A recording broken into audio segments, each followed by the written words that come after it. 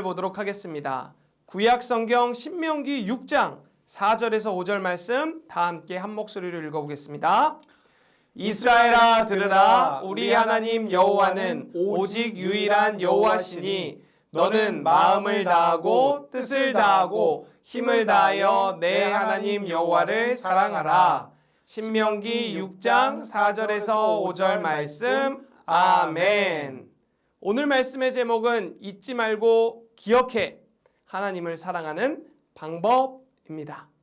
예담차세 친구들, 여러분의 메신저 프로필 사진이나 상태 메시지는 무엇인가요? 중요한 날을 기억하기 위해 디데이를 설정해 놓은 친구도 있나요? 목사님이 여러분의 프로필 사진을 살펴봤어요. 그 중에 몇 개를 소개해 볼게요. 먼저 이 친구는 생일 파티를 했던 것을 프로필 사진으로 설정해 두었어요. 기억하고 싶거나 중요한 것을 상태 메시지에 적어둔 친구도 있어요. 그리고 이 친구는 자기가 좋아하는 연예인의 음반 발매일을 적어두었네요. 선생님들은 어떨까요? 김다미 선생님은 딸이 처음 태어난 날을 시작으로 D-Day를 설정해 두셨고, 김효순 선생님은 말씀을 상태 메시지로 적어두셨어요. 2021년 말씀, 하나님께 가까이함이 내게 복이라. 그래요. 이처럼 우리 모두는 꼭 기억하고 싶은 날이나 사람, 추억 등을 가지고 있어요.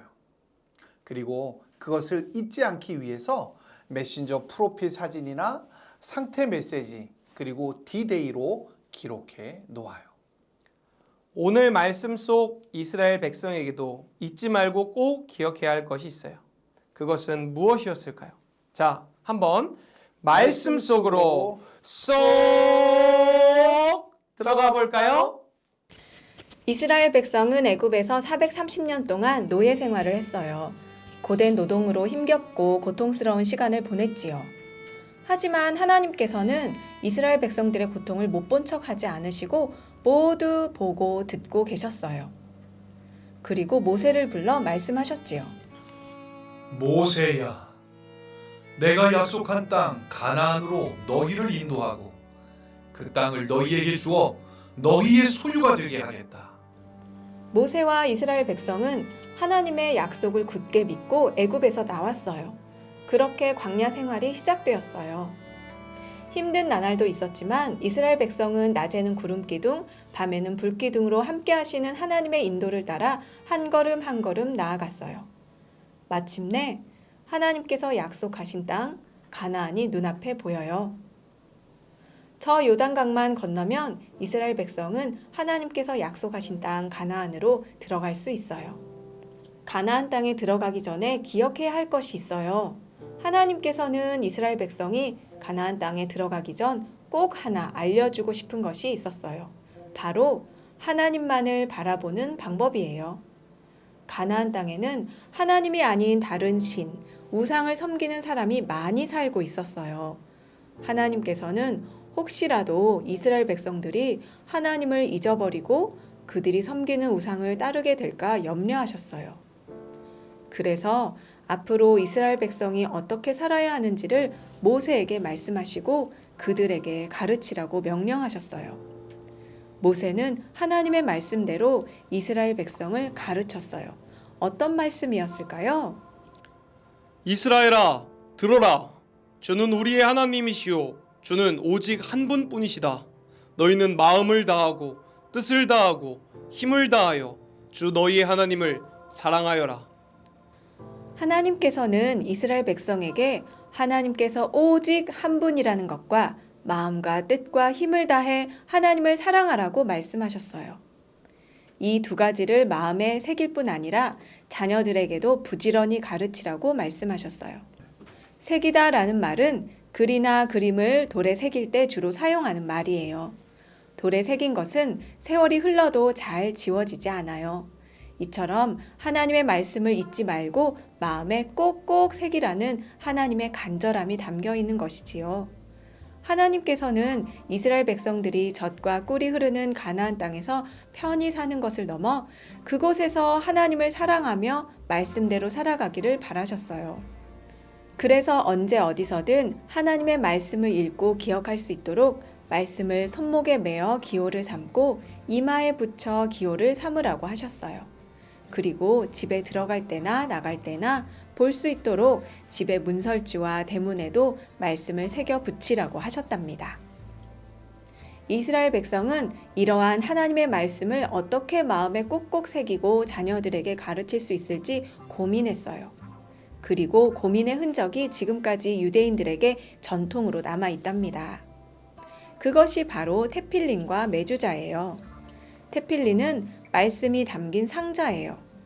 이스라엘 백성들은 하나님의 말씀이 적힌 이 작은 상자를 이마와 손목에 메고 다녔어요. 또한 하나님의 말씀이 기록된 메주자를 집의 출입구 문설주에 붙여두어 하나님의 말씀이 눈에 띄도록 했어요. 이스라엘 백성은 하나님의 명령대로 언제 어디서나 하나님의 말씀을 보고 읽고 가르쳤어요. 하나님의 말씀을 가까이 하고 사랑했어요. 하나님의 말씀을 기억하고 가르치고 배우고 말씀대로 순종하며 살려고 노력했어요. 하나님께서 이스라엘 백성에게 하신 말씀은 오늘 우리를 향한 말씀이기도 해요. 하나님께서는 이스라엘 백성들처럼 우리 한 사람 한 사람이 하나님을 사랑하며 말씀대로 살아가기를 원하고 계십니다. 예수님 역시 이 땅에 오셔서 언제나 말씀을 선포하시며 말씀 속에 담긴 하나님의 뜻을 따라 살라고 가르치셨지요. 하나님의 말씀을 사랑하고 가까이 하는 것은 곧 예수님의 진정한 제자가 되는 방법이기도 하답니다. 그렇다면 우리가 하나님을 사랑하고 그분의 말씀을 기억하려면 어떻게 해야 할까요? 가장 좋은 방법은 이스라엘 백성이 눈에 보이는 곳마다 하나님의 말씀을 두었던 것처럼 하나님의 말씀을 우리의 삶 가까이에 두는 거예요. 예배 시간에 들은 말씀을 노트에 적을 수도 있고 말씀 찬틀을 날마다 흥얼거릴 수도 있어요. 집에서 가족들과 가정 예배를 드리며 하나님의 말씀을 기억할 수도 있죠.